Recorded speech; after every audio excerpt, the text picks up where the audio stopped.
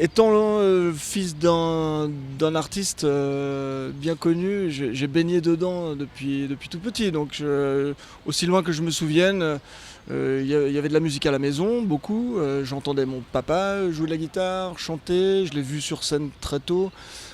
Probablement avant que je me souvienne même, probablement que ma maman me prenait avec elle en coulisses, etc. Donc euh, la musique était toujours là. Et puis très tôt, vers l'âge de 5 ans, je dirais, j'ai commencé à taper sur tout ce qui bougeait, sur les tables, sur les bols, sur les tasses, sur ma sœur.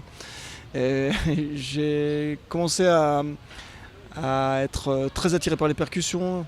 Je me suis fabriqué une petite batterie avec des bidons de lessive, et des flûtes et tout un tas de trucs, et des couvercles de casseroles dans ma chambre. Et puis j'ai commencé la batterie à l'âge de 8 ans parce que voilà, j'étais un peu insistant avec ça. Mes parents ont compris qu'il fallait faire quelque chose.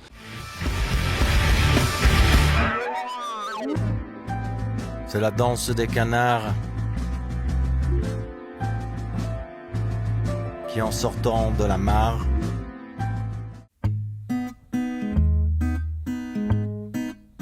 Explosion de caca, c'était un projet que j'ai créé avec le guitariste-chanteur de l'époque, avec lequel j'avais un groupe de speed metal qui s'appelait Cyanide, entre 86, je dirais, entre 86 et 88, qui est devenu donc le chanteur-guitariste d'Explosion de caca également. Mais là, à la base, c'était vraiment du métal, du speed metal. Donc là, on pourrait dire que c'était un petit peu contestataire, pour faire l'inverse de ce que faisait mon papa.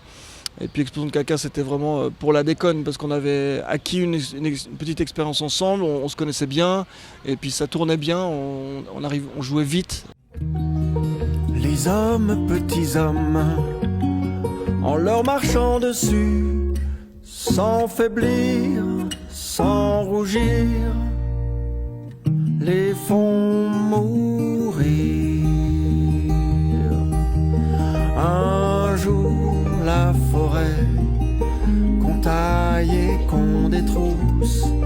Un jour, la forêt où plus rien ne pousse.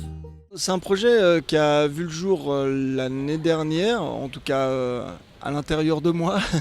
Le disque est sorti cette année au mois de mai.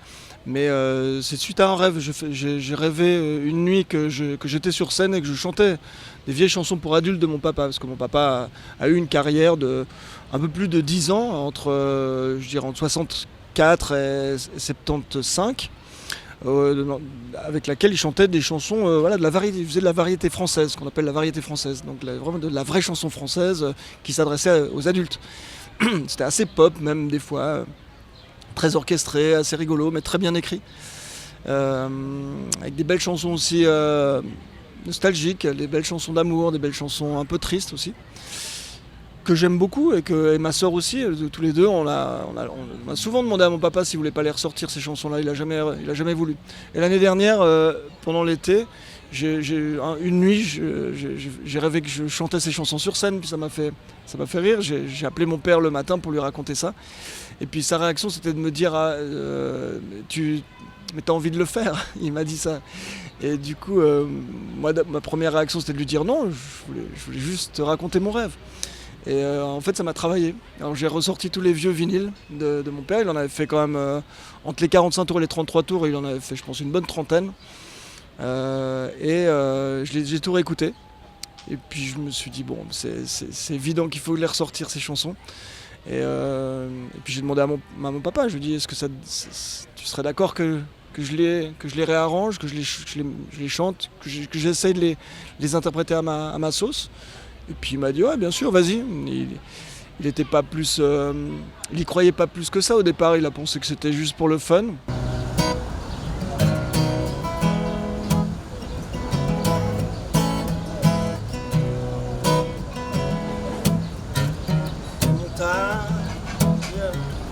Des campagnes,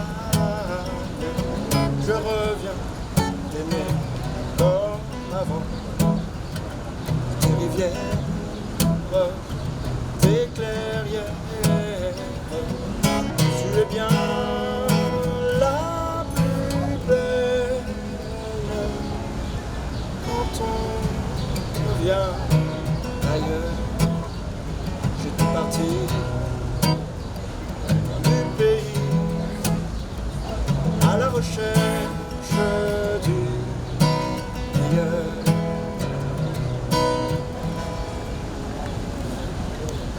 j'ai dû bosser un peu ma guitare, j'ai dû apprendre les textes, apprendre les mélodies, changer la tonalité des morceaux parce que j'ai une voix beaucoup plus aiguë que mon papa. Et donc c'était pas mal de boulot au départ pour me les approprier. Puis après, régulièrement j'allais les chanter, j'allais chez mon père pour lui chanter. Et puis petit à petit ça a pris forme et puis je me suis dit bon je vais faire un disque avec ce truc parce qu'elles sont trop belles ces chansons, c'est dommage de les laisser dans un tiroir. Et puis il a accepté. Puis après je suis parti en studio au tout début de cette année en janvier. Et mon père n'a pas loupé une seule séance, il était là tout le temps. Donc c'est moi qui ai produit le truc intégralement, c'est mon projet.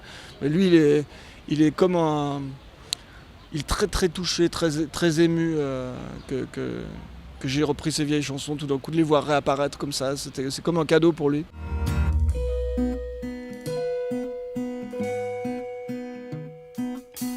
Et l'on jurait 100 fois et l'on crachait par terre.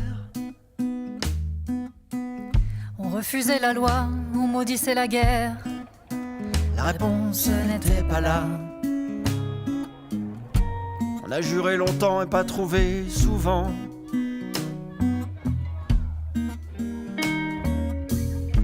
On fabriquait des mômes qui avaient le nez du copain.